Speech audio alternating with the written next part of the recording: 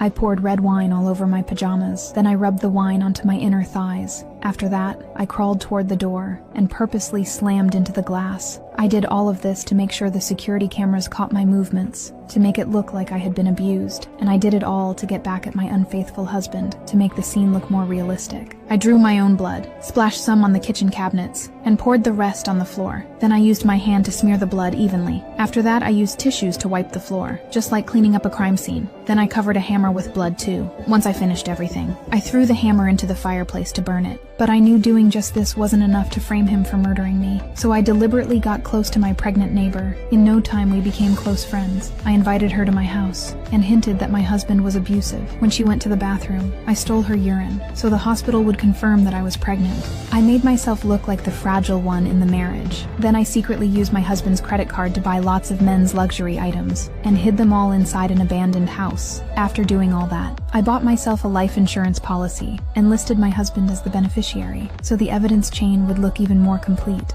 I stayed up writing 200 diary entries, documenting our broken relationship. Every line written real enough, cruel enough, believable enough. Then I burned part of the diaries and left the remaining pages where the police would find them. I cut my own hair and dyed it, including my eyebrows. Then I hit my own eye with a hammer to create the marks of abuse. When every step was complete, I left home for good. And when Jack came home and saw the chaos and realized I wasn't there, he had no idea what had happened. Then the police rushed in and started searching. They found blood on the cabinets, so Jack was immediately treated as a suspect. After interrogation, the police released him due to a lack of decisive evidence. But the first step of my plan had already succeeded. When my parents learned I was missing, they came and held a press conference. Jack pretended to be worried in front of the cameras and asked the public for clues. But during the final photo session, he stood next to my picture and showed a strange smile. That photo went viral instantly, and the public labeled him a monster. A few days later, during a rescue event, my best friend rushed over with a child in her arms and demanded to know if Jack knew I was pregnant. The explosive news shocked everyone. Reporters swarmed him with questions, and he had no choice but to hide in a police car. The police interrogated him again. He denied knowing my friend, but the police showed photos of us together and found his credit card records showing large luxury purchases in a short period of time. Finally,